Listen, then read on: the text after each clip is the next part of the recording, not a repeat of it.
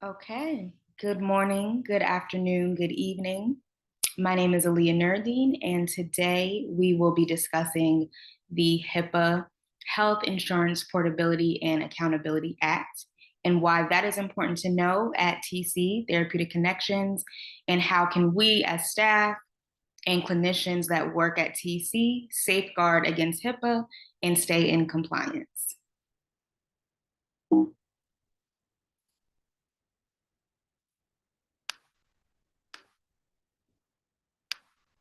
Okay, so our topic outline for today is going over briefly what is HIPAA. We are going to go over why HIPAA is important, HIPAA and mental health practices and how the two overlap. We are going to discuss HIPAA and telehealth, the difference between HIPAA and FERPA, and we're going to close out today with discussing how to stay in compliance with HIPAA. So first and foremost, what is HIPAA? So HIPAA stands for the Health Insurance Portability and Accountability Act. HIPAA is a federal law in the United States that was passed in 1996 to essentially establish standards for protecting the privacy and security of individuals' health information. HIPAA applies to healthcare providers, health plans, healthcare clearinghouses, and electronic protected health information. So HIPAA is designed to safeguard the privacy and security of patients' health information and allow for the necessary flow of information to provide high quality healthcare.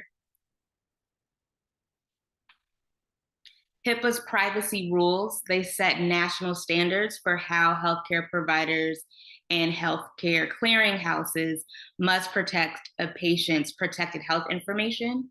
And that includes who can access this information, guidelines under what circumstances a patient's health information can be accessed. And it goes into further having security rules that require entities to implement technical safeguards. And we're going to discuss what those safeguards are a bit further in the presentation today and how we can protect electronic protected health information to ensure confidentiality, integrity, and availability for a client's health records. So the reason why HIPAA is important is because it protects not only the individual that's served, it also protects the professional to prevent harm, and it dictates who can have access to this protected health information. All of our health information as a patient, as a client at a clinic is protected. So HIPAA dictates what those laws are and how you can protect this information. So because we work within a mental health clinic, it's very important to understand how the HIPAA laws and regulations, how they impact your work as a mental health clinician and within these practices. So HIPAA helps by allowing mental health professionals who treat clients to protect their information. We often work with clients that they have family and friends involvement. There may be outside agency involvement that plays a huge role within their treatment. So we must be able to not only protect their information, but also know who we're sharing their information with. HIPAA rules ensure that mental health information is accessible when needed. And we'll talk a little bit more about what those circumstances are where some protected health information may need to be shared. The most important thing within HIPAA and mental health practices is to be able to allow the treatment provider to share this information that's going to be necessary for continued care of a client. So in the instances where HIPAA information, protected health information may have to be shared, you must use your professional judgment in these circumstances. And these circumstances most likely will involve if a client is in crisis, to prevent harm to that client or to someone else, and to coordinate mental health care. Their protected mental health information may have to be shared under these circumstances. But of course, you want to use your professional judgment, There may be a situation where a client is in crisis. We may not have a consent on file to contact a particular person, a particular outside resource. However, this is an extenuating circumstance. So this protected health information may need to be shared with this outside source.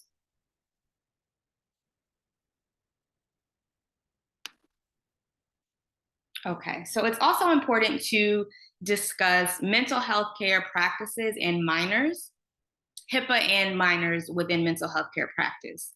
So at TC, we serve primarily children and adolescents. We have a lot of clients that fall within that minor age group. So there's a couple factors to go over in terms of how do we share, how do we regulate within mental health practices and abiding by HIPAA regulations and rules. So one of the first things to consider is parental consent. This one we're speaking to generally minors, their parents are their legal authority to make decisions within their mental health care, but you always want to be sure that the person that you're speaking to is that minor's parental guardian and legal guardian. I've had situations in the past at previous clinics where we were working with a minor and grandmother was the one that was coordinating treatment. Grandmother was the one that was calling, signing treatment plans, but in fact, the grandmother was not the actual legal guardian.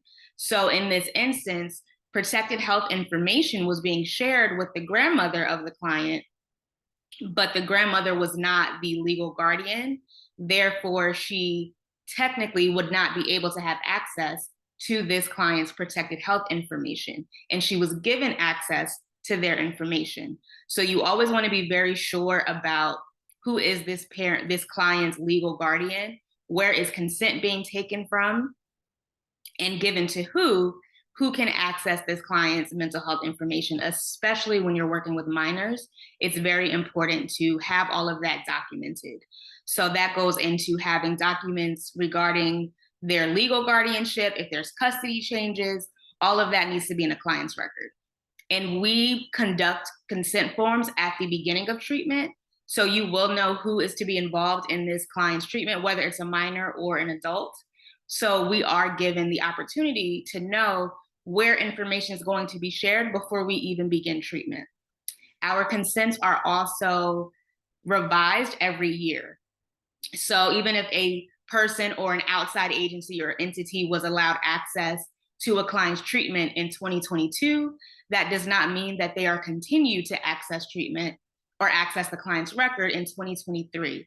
We update these consents every year so that we are constantly getting the permission to share information from our clients to whoever else may be involved in their treatment. So the other thing to consider is minors' consent. And in the state of Maryland, the age of consent is 16 years old. So what that means for us is a 16-year-old is actually able to consent to services if they would like.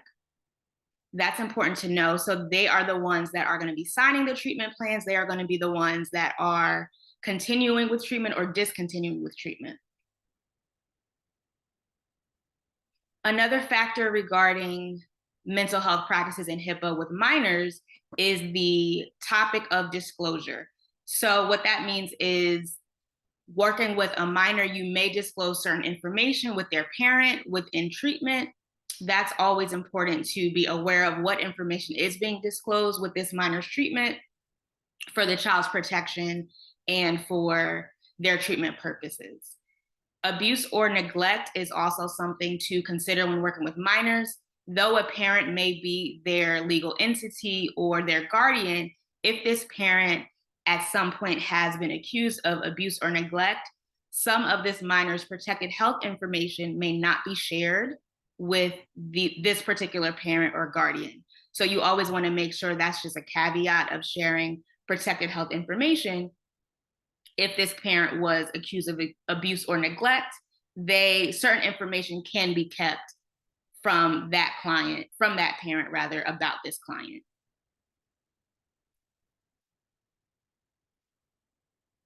So I mentioned earlier about some HIPAA technical safeguards, and these are the ways that at TC health information is safeguarded and protected. Releases of information, like I mentioned a bit earlier, and consents are signed at the beginning of treatment. This is where we are receiving consent to speak to whomever about this client's treatment. We are receiving releases of information. And in working with minors, like I mentioned earlier, it's important to clarify where the guardianship is regarding minors. So making sure that we have that documentation.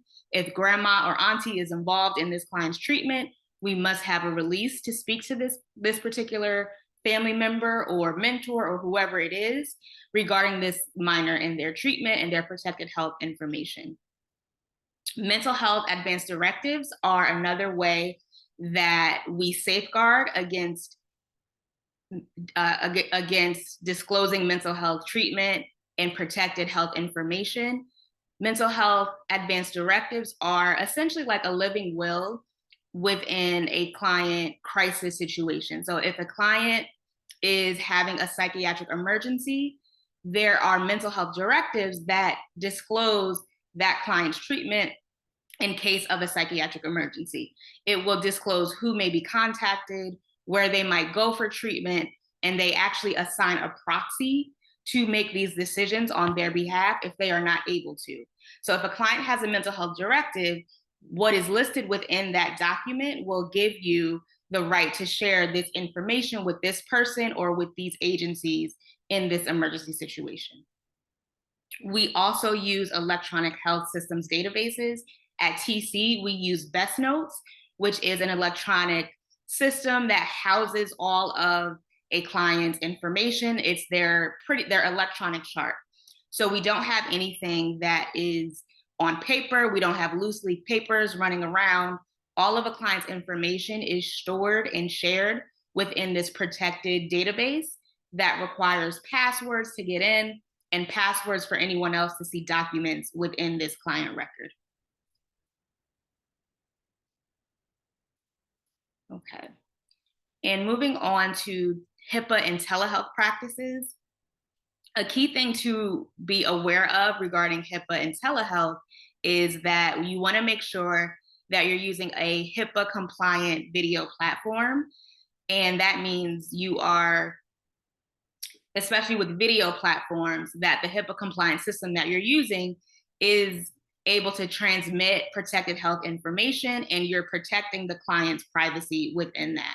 At TC, we use doxy.me within our psychiatrist visits. We also use Zoom, which is HIPAA compliant. There is a statement that came out in 2021 that describes how Zoom is a HIPAA compliant platform. We also store the PHI for our clients securely within the Best Notes database, which I mentioned a bit earlier. It's password protected. Clients have to sign in to and create a password on their end to access certain information. Staff has passwords to access information. So it is double down secured within protecting their health information.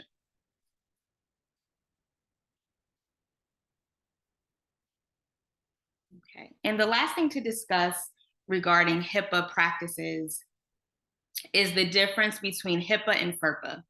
So at TC, we have a school-based program wherein we have staff that work not only at our clinic, but they work within school systems. In school systems, they have their own privacy acts, which is FERPA. So as we've discussed today, HIPAA is regarding Health Insurance Portability and Accountability Act. This is all about protecting the privacy of the patient's health information and records. FERPA, on the other hand, is Family Education Rights and Privacy Act. So FERPA protects the privacy of the student's education records. They are not one and the same, and we'll go over a few ways that they are different.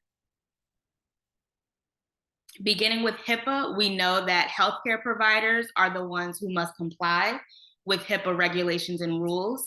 We know that HIPAA is an umbrella of protecting health plans, protecting healthcare clearance houses, and business associates, all under a healthcare lens. We know that with HIPAA, the protected health information is identifiable information from a client. It's their health records, their health information, and we know that it is regarding the disclosure of these records So HIPAA dictates where you can disclose this patient's health record, to whom, and under what circumstances. The reason why FERPA is different is because FERPA is protecting the student's educational records and who can access their educational records. So FERPA gives parents and students the right to control where the educational records are being sent to. So that's the main difference. One is healthcare records and documents. The other one is educational records and educational documents. FERPA does prohibit educational institutions from disclosing identifiable information about a student and their educational records without consent from a parent or an eligible student. And who complies within FERPA regulations are public and private schools and any staff that are working within these agencies. And again, the protected health information is all about the student's educational records that is being protected under the FERPA laws and regulations. So the biggest difference, educational records versus health records and patient records. Both are enacted to protect what is shared and what is disclosed. So the last thing to go over is at TC, how do we stay in compliance with our HIPAA regulations? So the first thing, at the time of a new client, we want to ensure that our consents for mental health services are documented within our client record. And again, this is all collected at the time of intake for a new client. We want to ensure that releases of information are always documented within a client record. So where is their information being shared to? Under what circumstances can their information be shared? Within our releases, we have specific areas to select what kind of information are we disclosing to this particular person. Is it the entire record? Is it just the treatment plan? Is it just the progress notes? Is it just the summary? Is it just the assessment? So it's a very detailed release so that we are making sure that whatever we are giving this person access to, that the client, the parent, the minor is all consenting, that we can share this protected health information with this particular person. Our releases also, they expire after 1 year. So again, if someone signs a release today of next year, or in a year from now, we would have to get a re-release signed to disclose this information to that particular person or entity. We also want to ensure that a client's protected health information is only disclosed with entities that the client consented to. So again, that goes back to the releases of information on file for this particular client, unless under certain circumstances, which we discussed a little bit earlier, in terms of emergency circumstances where mental health information and protected health information may have to be shared. The last thing that we want to do, of course, is to make sure that we're utilizing our HIPAA compliant telehealth platforms. So again, that would be Zoom for us and Doxy.me. We also are ensuring that we're using the protected database in storing our electronic mental health records. At TC, we use Best Notes. And again, that's password protected. All of our clients' information and identifying information is all stored and shared within this Best Notes system. Okay, and that concludes the presentation today regarding HIPAA and the Health Insurance Portability and Accountability Act.